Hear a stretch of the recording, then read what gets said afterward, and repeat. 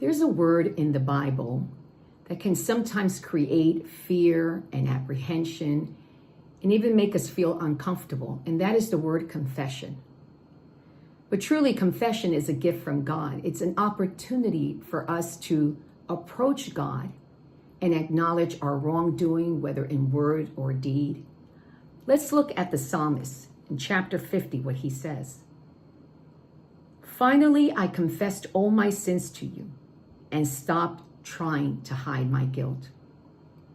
I said to myself, I will confess my rebellion to the Lord, and you forgave me. All my guilt is gone.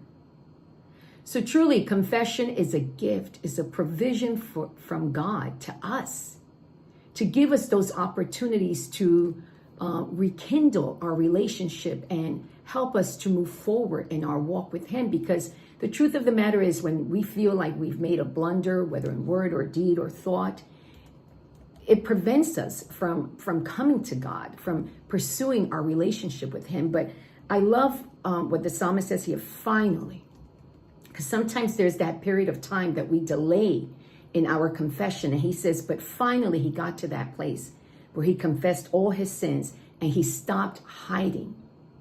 See, because that's what sin does. It causes us to hide from people, from God, most certainly.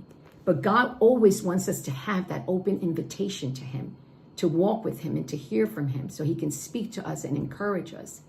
And of course, here, when he confesses his sin, his rebellion, says, you forgave me. There is that assurance of forgiveness from God when we confess our sins. We confess our sins, He forgives us, and He removes our guilt, and He cleanses us.